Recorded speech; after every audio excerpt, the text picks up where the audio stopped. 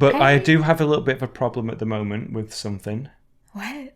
Books. Oh, yeah. Mm-hmm. And there's a meme, isn't there, that I showed you? Yeah. Where the person's looking at, or the woman is looking at the guy to say, like, all the books that I've bought recently, and then and not read. And then the guy's looking at, new book. Yep. Yeah. I think it's called like your to be read pile. Yeah. I've got a big pile, and the big, thick books. I know. And the hard books to read. They're like college books or classics. You can so, yeah. But I'm using thrift books for that. Well, I've always had a book. I'm just leave it down. I've always had a lot of books and had a really hard time getting rid of books.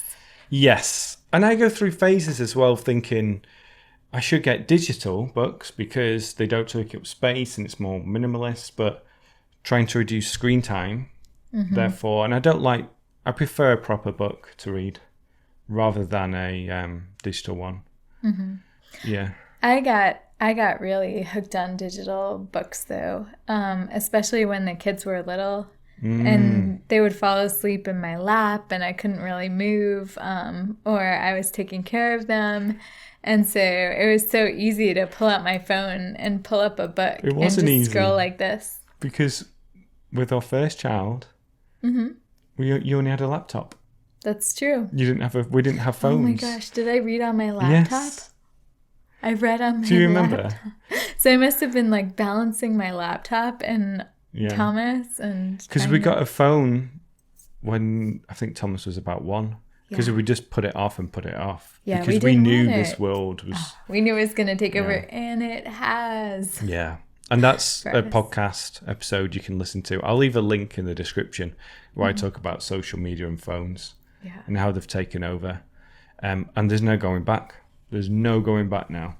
I don't know. That's a little bit... I mean, there's no completely going back, but I think that there's a way to get some more healthy boundaries around using but the trend is going to be more and more like phones, wearables, voice, everything else. Face recognition. Anyway. I talked to someone today who gave me a phone number, and she wrote it down on a scrap of paper because she didn't have a smartphone. Oh, really? And that is so uncommon where we are. Well, it was uncommon when we didn't have them. Yeah, like... Everyone couldn't believe... No one could... Everyone had a smartphone. And we didn't, did we? Yeah. And then we were so busy, I didn't know how to use my... I was teaching 13-year-olds and 14-year-olds, and I would make videos of their class presentations or assignments, and they would have to show me how to use my phone. They told me, like, you can rotate your phone, and I had no idea. Yeah. So anyway, the books I'm getting at the moment are from thrift books, which are secondhand, which I feel better about.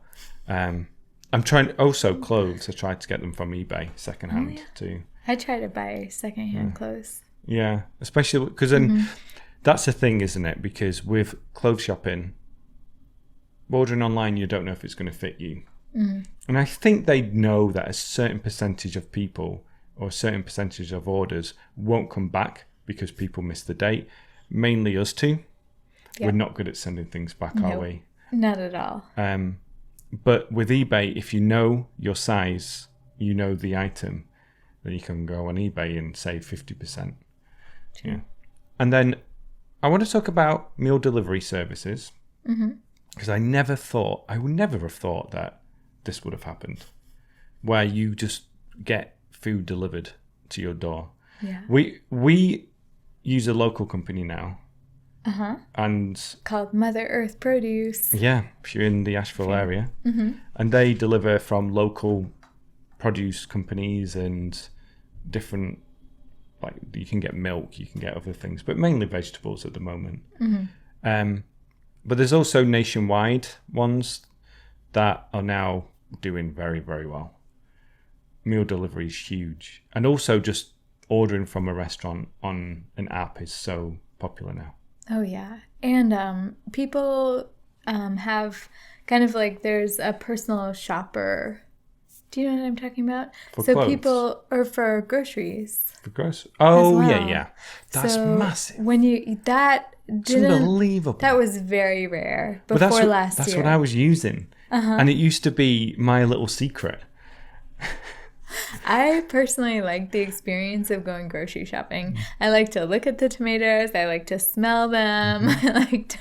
I mean, not too much, but, you know, enough. Waft them, you know, pick them up and look at them, find the best ones. No wonder it takes so long. I know. I go into the grocery store and it's like I'm going into like hunting and gathering mode. Like I'm completely in the zone. Oh, yeah. I think we're different there because I just like to know what I want, have the list already done and just go da-da-da-da-da-da. It takes like 3 minutes. That's and nice. then it is nice. Yeah.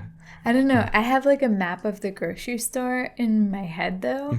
And so, you know, I could probably go grocery shopping in my sleep. Except Trader Joe's changes it up a lot. Do they? Oh, they do quite often, don't they? I don't like it when they change it up. I've started to crave that excitement. I used to highly dislike it. And they would have a new... Crave that excitement. I know.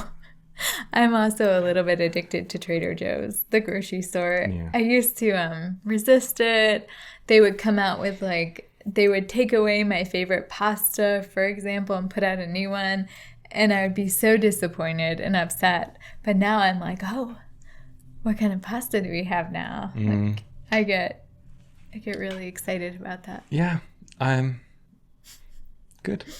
Well, yeah, I prefer just to do it online and then also get the meat from the local farm here. And I used to like going to the store, but now they're doing the whole wait in your car, do the order the day before, and they'll just put it in your trunk. But you have to go to and they do delivery too.